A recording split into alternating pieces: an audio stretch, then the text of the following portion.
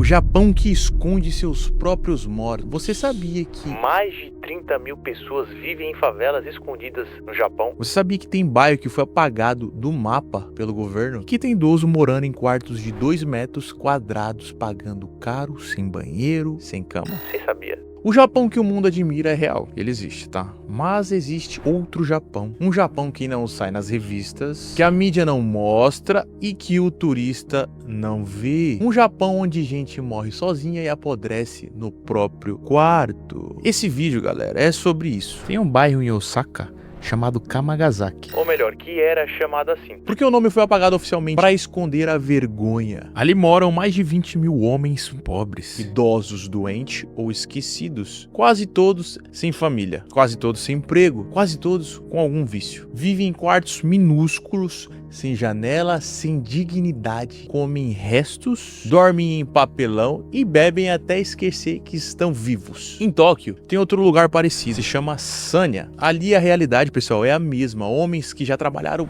muito, por anos, construíram estradas, limparam lixo, serviram à sociedade, mas agora são só apenas velhos inúteis aos olhos do sistema. Foram jogados pra lá, sem assistência, sem atenção, sem futuro. Eles não são criminosos, eles não são bandidos, eles só estão pobres. Mas o Japão, pobre é visto como fracassado. A cultura ensina que falhar é vergonhoso, por isso eles se calam, não pedem ajuda, não protestam e não são ouvidos. Quando morrem sozinhos, ninguém percebe, só sentem um cheiro dias depois. Chamam isso de kodokoshi. A morte solitária. Esse é o Japão real. Não é bonito, mas é verdade. O Japão apagou essas pessoas do mapa, mas elas continuam lá. Ninguém visita esses bairros. Ninguém grava stories do Instagram. Ninguém menciona nos blogs de viagem, porque simplesmente não é bonito. E o Japão odeia o que não é bonito. Esses lugares foram expulsos do mapa, literalmente. Sanya, em Tóquio, teve o nome apagado oficialmente, não para resolver o problema, mas para fingir que ele não existe. Aliás, o problema só cresceu. São comunidades inteiras de idosos abandonados. Gente que já trabalhou 40, 50 anos e agora vive comendo arroz frio em 2 metros quadrados, cercado de baratas, sem família, sem dignidade, sem ninguém. A origem disso não tem mistério. É o resultado direto do modelo econômico e cultural do Japão pós-guerra, galera. O país precisou crescer, reconstruir tudo e para isso explorou milhões de trabalhadores descartáveis. Esses caras vieram do interior, ficaram nas construções, portos e fábricas, sem carteira assinada, sem seguro e sem contrato. Quando ficaram velhos, quebrados, doentes, foram jogados para fora do sistema. Foi assim que surgiram Kamagasaki em Osaka e Sanya em Tóquio e outros bairros que nem nome tem mais. Esses lugares se tornaram depósitos humanos, não é exagero, literalmente se tornou um depósito de pessoas. Segundo o relatório de 2022 da Universidade de Waseda, mais de 70% dos moradores desses bairros vivem isolados e sem qualquer apoio familiar ou social. A maioria é homem, com mais de 60 anos, doente e com histórico de transtornos mentais. Muitos ali já tentaram tirar a própria vida, mas não conseguiram. E seguem vivendo, sorrindo e fingindo que está tudo bem. E o governo? O governo se orgulha da ordem, da segurança, do baixo índice de criminalidade, mas esquece de contar que essas áreas não entram nas estatísticas, porque oficialmente elas nem existem. E enquanto o mundo filma o pôr do sol no Monte Fuji, esses homens são encontrados mortos em quartos de papelão, de frio, de fome ou simplesmente de abandono. Eles são a parte do Japão que não aparece lá no Google, pessoal, mas que grita em silêncio há décadas. A vida dentro das favelas invisíveis. Você sabe o que acontece quando ninguém te vê? Você começa a desaparecer por dentro também. É assim que vive quem mora nas favelas invisíveis do Japão. Kamagasaki, Sanya, Kotobuki e Yoseba. Nomes que sumiram dos mapas, mas não da realidade. Ali não tem família, não tem criança correndo no beco, não tem futuro. A rotina é um loop silencioso, acordar com frio, pegar uma sopa no centro de apoio social, voltar para o cubículo alugado por 300 ienes por dia, cerca de R$10 aproximadamente. Ficar sentado encarando a parede sem propósito, sem ninguém, dormir e simplesmente repetir tudo de novo. Tem gente ali que passa semanas sem conversar com outro ser humano. Segundo estudos da Tokyo Institute of Psychiatry, 38% desses moradores apresentam sinais de psicose leve.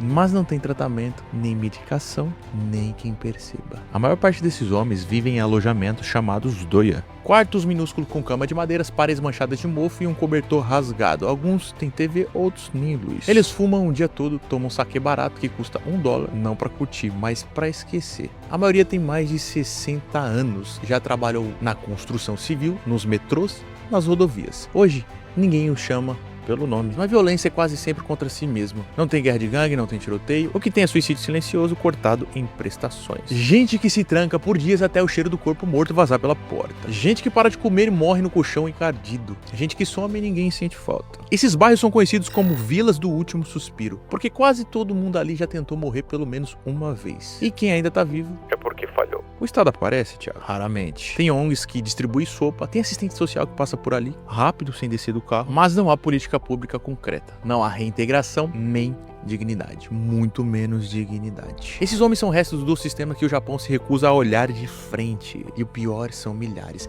Em Sanya vive cerca de 1.500 homens idosos isolados. Em Kamagasaki passam de 7.000. E essas favelas não são distantes. São do lado de Shibuya, de Umeda, de estações movimentadas. Estão no centro das metrópoles, mas são invisíveis. Invisíveis no noticiário, invisíveis no Instagram, invisíveis no Japão de mentira que o mundo consome. Por que o Japão esconde tudo isso até hoje? Porque mostrar significa admitir que o paraíso tem rachaduras. E o Japão prefere parecer perfeito do que ser justo. Enquanto vende robôs, animes e disciplina para o mundo, o país esconde seus fracassos humanos atrás de muros invisíveis. Essas favelas não aparecem nos guias turísticos, não estão nos panfletos do governo, são apagadas do Google Maps, ignoradas pela imprensa, varridas como sujeira. O Japão tem medo. Medo de manchar sua reputação, medo de revelar que o país da ordem não consegue cuidar dos próprios pais. Sim, a maioria dos homens nas favelas são pais abandonados. Gente que ergueu prédios, construiu metrôs e hoje serve de estatística mal contada. É mais fácil esconder, é mais barato ignorar, é mais limpo apagar. O nome disso é Hone Tatemai. Uma expressão japonesa que significa o que você sente de verdade, Hone, versus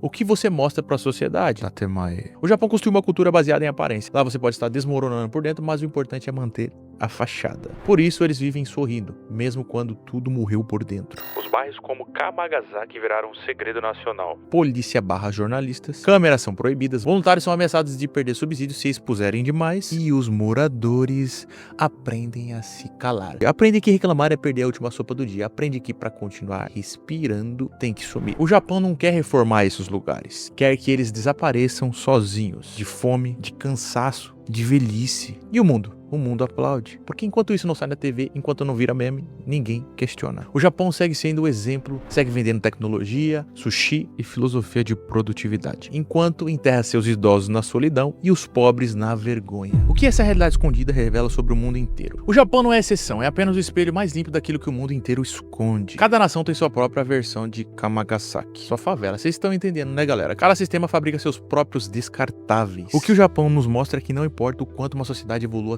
tecnologicamente, se ela continua ignorando a alma humana. O abandono que a gente viu aqui, pessoal, é só um reflexo de um sistema que premia o desempenho e pune a dor. Você não vale o que sente, você vale o que entrega. Você não é um ser humano, você é uma engrenagem. E quando essa engrenagem quebra, ela é substituída, jogada no fundo de uma favela invisível. E o mundo segue girando como se nada tivesse acontecido. Kamagasaki não é sobre o Japão. É sobre o seu país, sobre a sua rua, sobre você, cara. Quantos idosos vocês verem abandonados aí no seu dia a dia? Quantas pessoas ao seu redor vivem sorrindo por fora e por dentro imploram pra morrer logo? A diferença é que aqui a gente chama de depressão, lá eles chamam de honra. Mas no final, pessoal, a dor tem o mesmo gosto: silêncio, invisibilidade, esquecimento. Essa história não é japonesa, ela é global, porque a lógica do descarte tá em todo lugar. Quando o jovem é pobre, dizem que é vagabundo. Quando o velho é pobre, dizem que ele é peso morto. Quando o trabalhador quebra, dizem que ele não aguentou a pressão. Ninguém pergunta quem foi que colocou esse peso todo em cima dele. O que a gente aprendeu nesse vídeo, galera? Que o sorriso pode ser a última defesa de alguém que já perdeu tudo. Que a pobreza moderna não grita, ela se cala. E que enquanto o mundo finge não ver, milhões vivem e morrem no escuro. Eles vivem sorrindo, mas todos já tentaram morrer. E você, depois de tudo isso, vai continuar fingindo que está tudo bem? Galera, se isso tocou vocês de verdade, não deixe esse vídeo morrer aqui, beleza? Se inscreve no canal, deixa o like. like, deixa o like para que esse conteúdo possa chegar a mais gente que também vive sorrindo, mas já pensou em desistir. Comenta aqui, pessoal, embaixo,